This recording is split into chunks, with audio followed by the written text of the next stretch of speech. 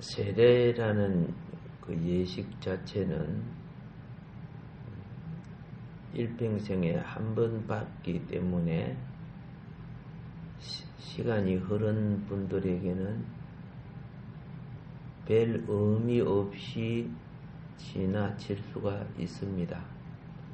근데 세례 역사를 또 알므로써 우리는 기억을 해야 될 것이 무엇이냐 하면, 세례라는 예식 자체는 유대 백성 바벨론 포로로 잡혀가기 이전에도, 유대 백성이 바벨론 포로로 잡혀가기 이전에도 정결례라고 해서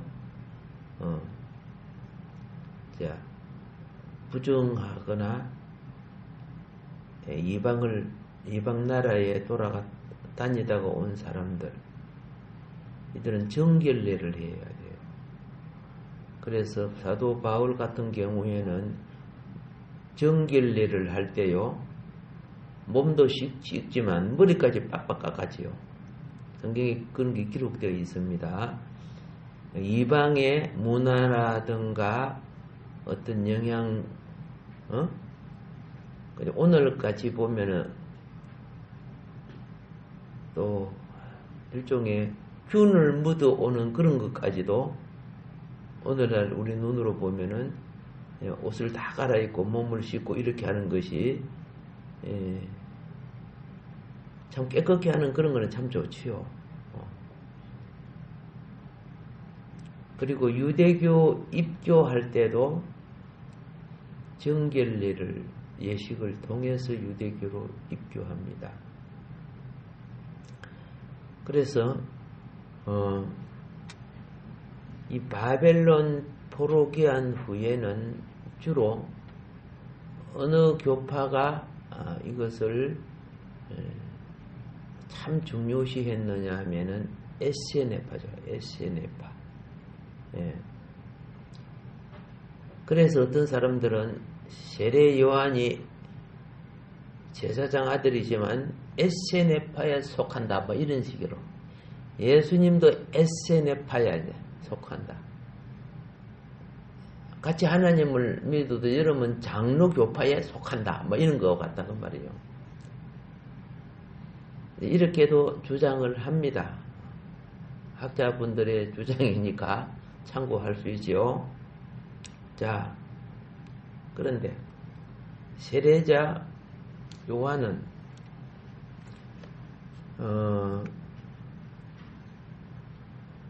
이전에 있었던 이 정결 예식을 예수님 안으로 이끌어오는 역할을 했다는 뜻이죠.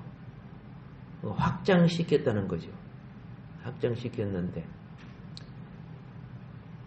선구자 사역으로서 접목시키는 역할을 했습니다. 세례제 요한까지는 세례가 어떻게 되느냐 하면은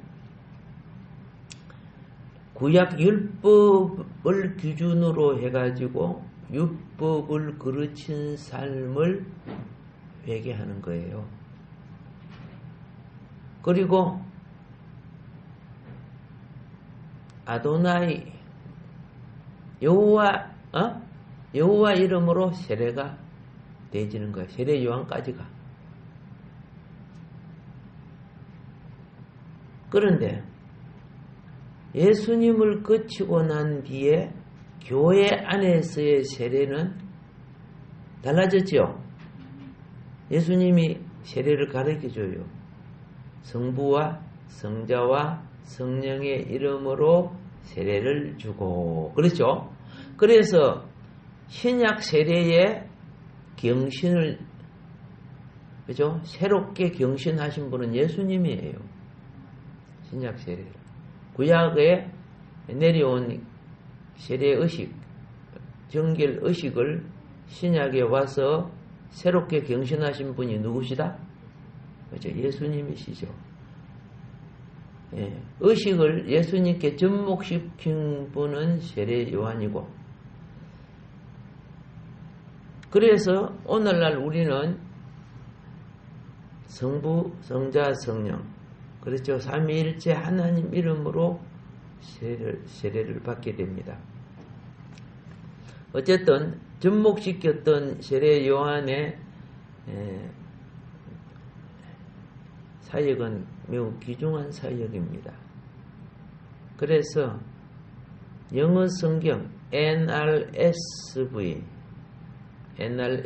영어 성경 New Revised Standard Version 거기에서는 세례 요한을 뭐라고 하느냐 하면 John the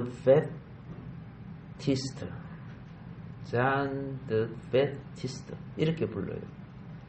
그리고 또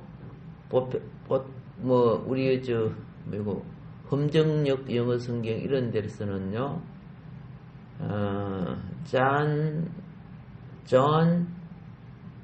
the Baptizer 이렇게 불러요.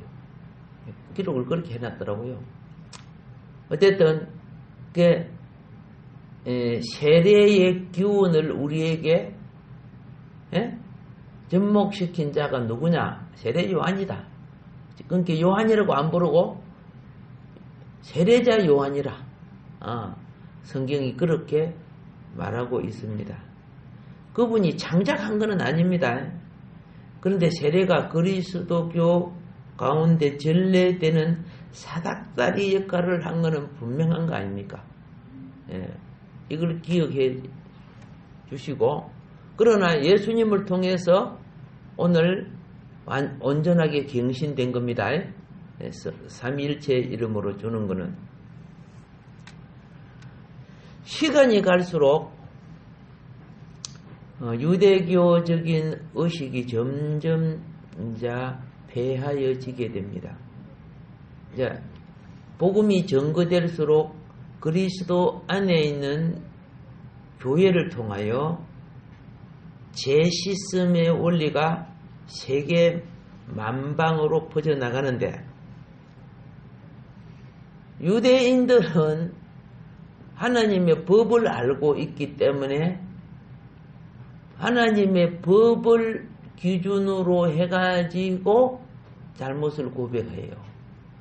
근데 이방인들은 하나님의 법을 알아요, 몰라요? 몰라요. 하나님의 법은 모르잖아요. 이방 세계의 법은 있지만. 그런데 이방인이든 하나님의 백성이든 공통적으로 인식하는 법이 양심의 법이에요. 양심의 법. 근데 양심의 법이 다 똑같지는 않지만은 생활 원리에 있어서 부모를 공경하라. 이방인도 그렇죠.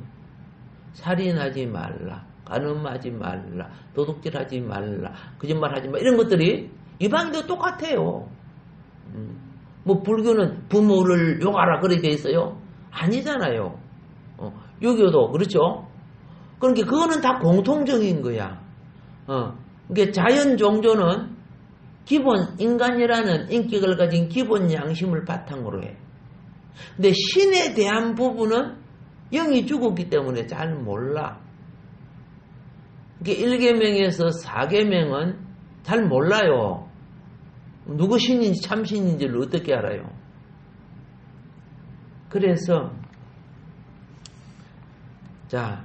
이방인들은 주로 양심법 어긴 것을 회개하는 거고, 이방인의 세례는 그냥 양심법이고 뭐이고 신을 바꾸는 거야. 일단 이방인의 세례가 뭐예요?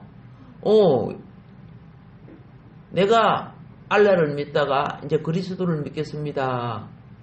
그러면 우리 기독교는 그가 어떤 죄를 지었든지 그리스도 안에 십자가의 보혈로 사함을 받은 걸로 인정을 해주는 거예요. 네 옛날에 알라 욕했잖아. 회개하고 와. 그럼 그렇게 하지 않는다고 말이에요. 예. 이해가 되죠? 북한에서 어떻게 삶을 살았든지 남한에 기술하면 북한 거 따지면 안 되잖아요. 그렇죠? 근데 이상한 놈들은, 그죠? 북한에서 제지어 왔기 때문에 북한에 다시 돌려보낸다는 놈도 있죠. 이상한 놈들이지, 그죠? 예. 자, 그래서 우리는 뭘 알아야 되느냐면은, 세계 만방의 그리스도 안에서 누리는 세례가 퍼져나갑니다. 뭐 정확하게 침례가 더 맞지요. 이것이 개인 차원과 가정 구원, 부족국가, 사회국가, 나라, 그죠? 세계 만방을 구원하는 의식 속에 반드시 세례 의식이 자리 잡고 있었다. 이걸 기억하면 되겠습니다. 이게 교회에 있어서 세례 역사죠. 침례 역사인데, 서기 50년대, 천이 아니고 그냥 50년대. 50년대 후반부터 80년대 사이에 그쪽에 기독교가 많이 퍼진 곳이 시리아 지방이죠. 그 시리아 지방에 시골 교회에 작성되어 있는 문서, 즉 디다케가 있어요.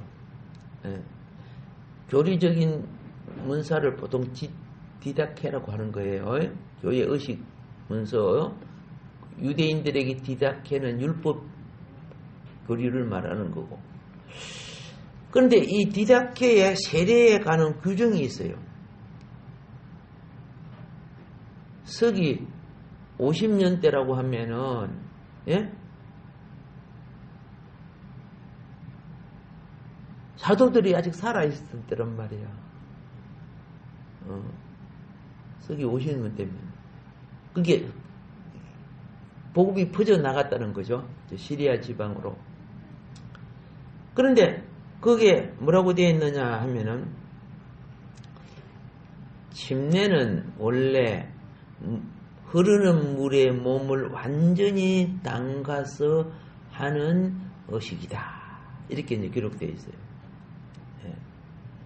그런데 날이 춥거나, 그죠? 물이 흐려서 더러워서 침례를 강가나 시내가에서 할 수 없으면은 욕조 있지요. 욕조 등 물통에 물을 담궈서 할 수 있다. 물통에다가 물을 담가서 침례할 수 있다. 그마저도 할 수 없다면은, 기록된 내용이 거기에요.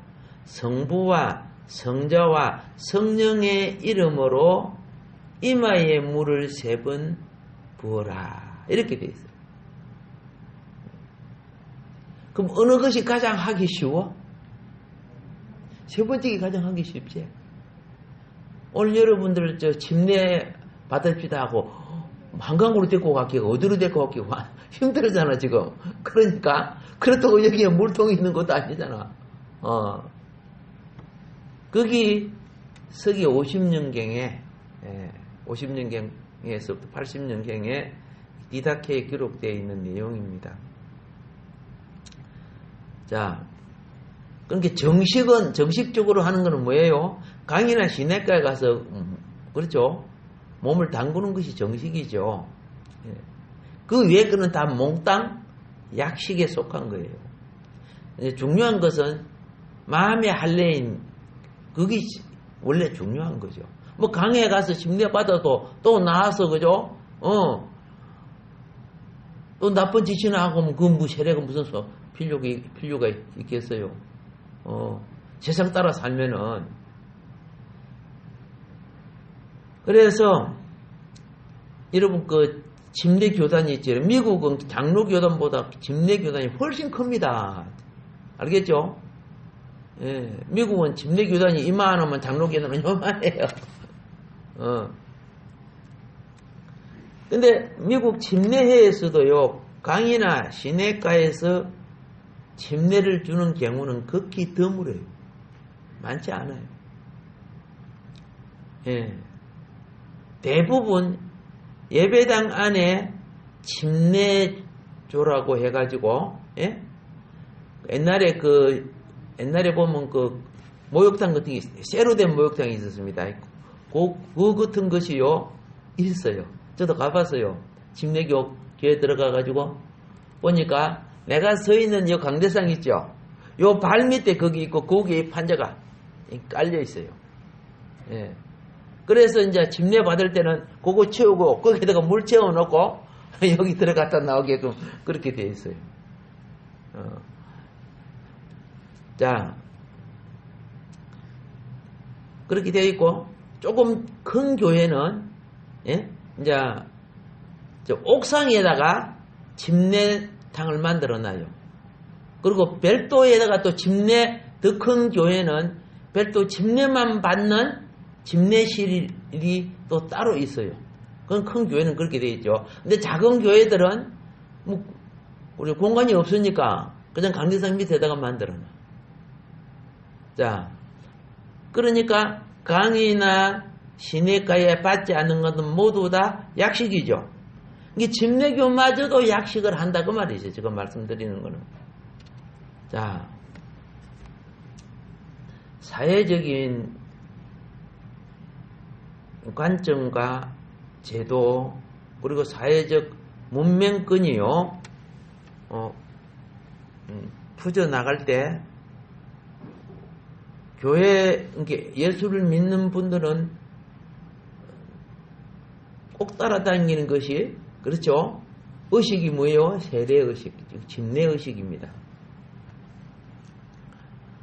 그런데, 이제 서로마 제국이 몰락될 때, 국가 조직이, 옛날에는 나라를 여기까지 우리나라다 해도 거기 몇 명 사는 가도 잘 몰라. 왕이 행정이 미비해가지고 그걸 잘 몰라요. 그렇기 때문에 어디를 손잡아야 되느냐 하면 교회하고 손잡아야 돼. 왜? 그 당시 호구조사를 하려고 하면은 교회에 가보면 세례자 명단이 있어 없어? 있단 말이야. 그리고 옛날에는 또 이름도 없는 사람도 많아. 내 이럴 때 보니까 그죠? 뭐 새똥이 개똥이고 막 그러더라고. 나중에 이제 이름을 본명 이름을 새롭게 해가지고 하는 것을 봤는데 아주 그저 2000년 전에는 이름 없는 사람도 많지. 그냥 이게 여기 이름 없다는 것은 호적이 안 된 사람을 말하는 거야. 그냥 그 마을에 그냥 이름 부르기 쉽게 그냥 불러주는 이름들밖에 없었어. 이게 호적 안 된 사람이 얼마나 많은지. 그런데 한 마을이 복음이 퍼지면 거의 다 마을이 같이 믿어. 그 당시는. 그러다 보니까 세례를 받은 사람이 명단이 교회에 있어 없어? 있어요. 그래서 교회의 세례자 명단 덕택에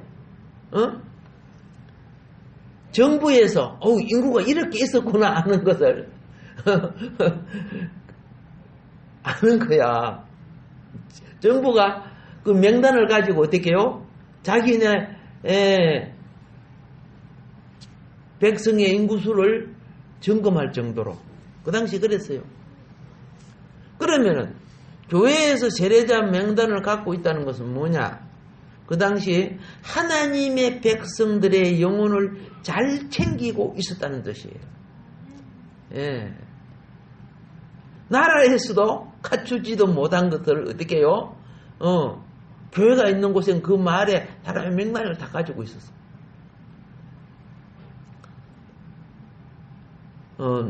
여러분이 잘 알다시피 독일 민족을 게르만 민족이라고 하잖아요. 게르만 민족. 이 게르만 민족은 원래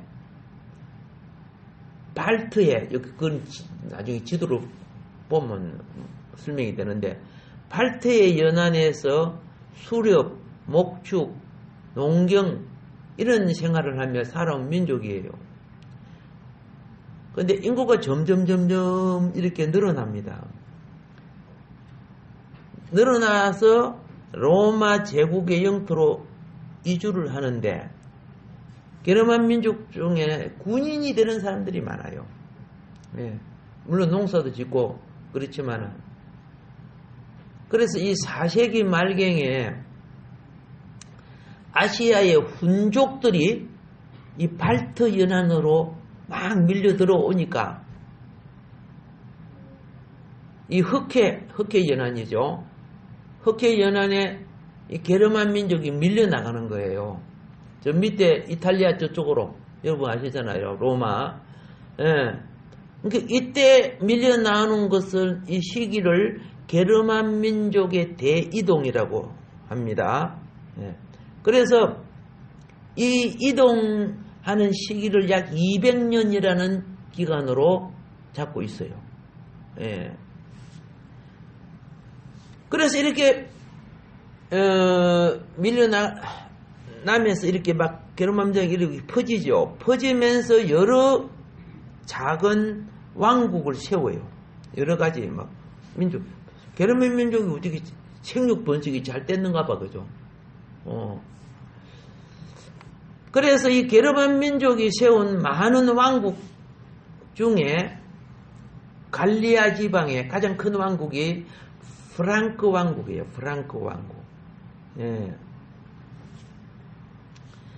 자, 이때 프랑크 왕국의 대제라고 하죠. 카를로스 대제. 이 카를로스 대제 때 그 지역, 쉽게 말해서 이베리아 반도하고 브리톤 그 부분만 놔놓고는 거의 다 차지해 버려요. 예. 뭐 프랭코 혹은 프랑코 뭐 이렇게 하더라고, 발음을. 그런데 이 카를로스 대제가요, 크게 차지할 수 있었던 것이 교회들이지요. 교회와 연합을 하는 거예요. 그러면 명단을 자기가 받잖아. 그리고 자기도 믿어. 확실히 사람을 알아야 사업도, 정치도, 그렇죠? 지역도 넓힐 수 있어요. 사람을 알아야. 그러니까 칼로 쳐 죽이고 그래서 점령하는 것보다 옷 가서 이름 불러주고 사귀고, 우리나라에 들어와. 이런 혜택을 줄게. 길 닦아 줄게. 그죠? 너 나라 가만히 보니까 올리브가 많이 나네. 우리 양털이 많이 나. 물물 교환하지. 그러니까 엄청 커져버리는 거야. 전쟁이 막 칼만 갖고 싸운다고 커지는 거 아니잖아요. 그럼 인구만 많이 죽고 희생이 많잖아. 어쨌든, 그 프랑코 왕국을 크게 넓혔어요. 그런데 거기에는 무슨 역할이 있었다? 교회와 손자 왔다는 거죠. 예. 그러니까 명단을 알잖아. 아니까 어떻게 해요? 이 사람이 그 지역의 추장 역할을 해요. 그 사람 잘 지내면 되잖아. 선물 주고. 여러분 잘 알아나. 사업할 때 그게 필요해. 그래서 큰 왕국이 됐는데, 그러다 보니까 이 카를로스도요, 기독교를 많이 전파하는데 크게 기여를 해요. 그러니까 교황이 이 사람 괜찮네? 우리 기독교를 굉장히 크게 해주네? 그래가지고 서기 800년대에요, 서로마 황제로 세워져 버렸어요. 예, 서로마 황제가 돼요. 옛날에는, 그죠? 로마 교황이 어떻게 칭호를 해줘야 되거든요. 예. 원래 또 나라를 크게 했기 때문에. 근데 거기 잘 되어 나가시면 좋는데, 항상 호사다마라고 일이 잘 되면 마귀 역할이 일어나잖아요. 그렇잖아요. 그래서 카를로스 대제가 죽은 뒤에 이 프랑크 왕국의 이 자손들 사이에 이권 다툼이 생기지는 거야. 그러니까 후계자를 잘 세워놔야 돼. 모세는 후계자를 잘 세우니까 문제가 없었죠. 근데 이 여호수아는 후계자를 못 세우고 죽다 보니까 막 지역끼리 분쟁되고 사사시대가 오잖아요. 그렇게 되죠. 이렇게 해서 이 프랑크 왕국이 자손들끼리 영토 분쟁이 일어나가지고 이 프랑크 왕국이 갈라졌는데, 갈라진 것이 오늘날 프랑스, 독일, 이탈리아의 기운이 된 거예요. 그러니까 독일, 이탈리아, 프랑스가 옛날에 무슨 왕국이었다? 프랑크 왕국이었어요. 예. 참고하시고, 카를로스 이 대제는 원래 별로 공부를 잘 못했던 사람이야. 결국 자기 나라 글자 정도만. 그러다 보니까 이 프랑크 제국이 행정 조직이 미비되죠. 이걸 누가 보완해줬다? 교회가 다 보완해서 커지게 된 거야. 교회가 보완해줘가지고. 자, 그건 그만큼 해놓고요. 세례는 기독교가 로마 제국의 탄압을 받던 초창기 시절부터 그리고 오늘날 이 시간까지 철칙으로 잘 지켜온, 그렇죠, 성사입니다. 예, 교회, 우리는 잘 알지요. 세례성사, 성찬성사. 그렇잖아요. 개신교는 2개가 있고, 천주교는 몇 가지가 있다? 7가지가 있죠. 예.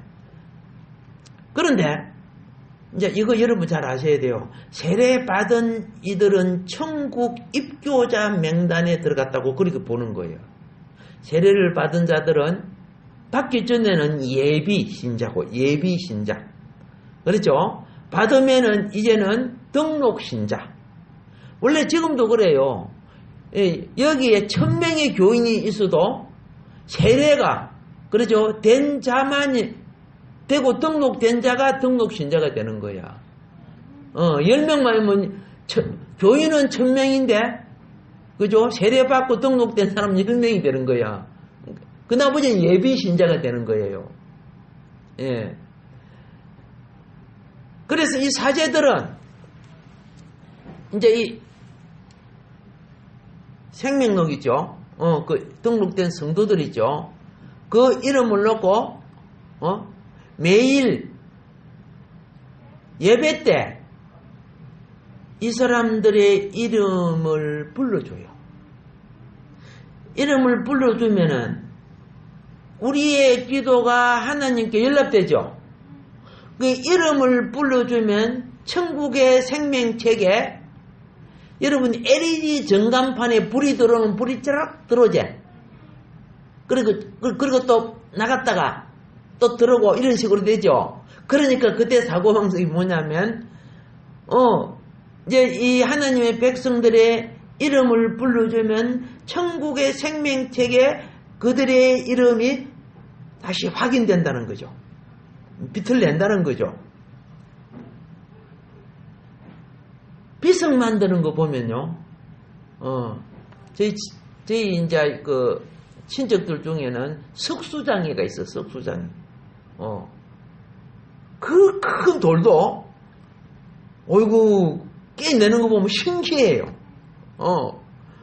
조그마한 망치하고, 그런 거 큰 돌을 깨내요. 땡땡 몇 번 하고, 홈 파가지고, 그죠? 이렇게 해가지고, 큰 돌이 깨져 나가는데, 제가 옆에서 막 보는 거야. 삼촌, 이거 돌을 어떻게 깨요? 막 이렇게, 그런데, 그 깨나가요. 그 깨갖고 뭐 하는 줄 아세요? 비석 만들더라고요. 이제 질이 안 좋은 쑥돌 같은 거는 뭐 다리 놓고 뭐 이런 거 담 쌓고 하는데, 그렇죠. 그래서 쓰는데, 좋은 돌은, 그렇죠. 비석을 만들어요. 비석을 다 이렇게 만드는데, 오늘날 전부 기계가 하잖아요. 옛날에는 돌을 다듬어 갖고 사람들의 힘으로 이따마는 쓱돌을 놓고 갈아요. 돌을 갈아. 매끌매끌해지도록. 그게 얼마나 오래 걸립니까? 하루 이틀 하고 되는 거 아니잖아요. 그걸 지금 옆에서 하는 걸 이래가지고 봅니다. 그렇게 다 하고 난 뒤에 참 정말 반들반들하고 멋있어요. 그리고 나중에 붓글씨를 써놓고 그걸 정했죠. 정이 막 큰 정, 작은 정 있는데 그걸 안경을 쓰고 톡톡톡톡톡 치면서 글을 새기는데 진짜 오래 새기는데 그게 많이 두드릴수록 글이 더 정교하게 되죠. 진짜 그런 분들이 장인들이더라고요. 내가 시험으로 해봤는데 옆에 엉뚱한 게 픽 튀어나가고 글자가 안 되더라고요. 이게 돌이 엉뚱하게 깨져버려요. 그것만 딱 되는 게 아니고 깨지면 안 되잖아요. 근데 그분들은 이게 두드리는 힘이라든가 이게 그렇죠. 그래서 정말 장인들이고 한평생 그걸 하니까 나중에 그 글 이렇게 그것도 한자로 막 새기잖아요. 어떻게 그죠? 척을 저렇게 새기냐 할 정도로 내가 그때 컸으면 그런 걸 탁본을 해놓고 그럴 건데 뭐 조그마한 어리니까 뭘 압니까? 그런데 그게 기억이 나요. 오케이. 여러분들의 이름을 어떻게 합니까?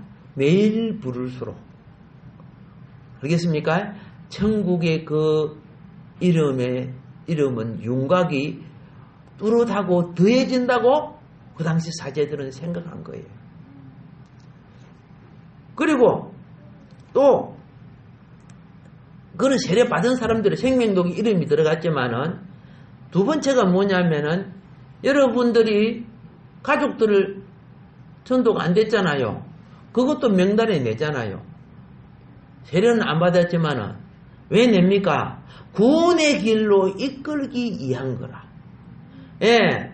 그러니까 이제 이들은 구원받아야 될 자들의 명단이거든요. 그렇죠? 그럼 사제가 그 이름을 또 불러요.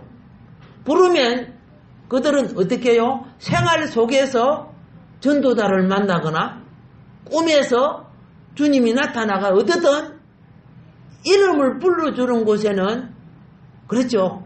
영향력이 끼쳐지는 거야. 아멘.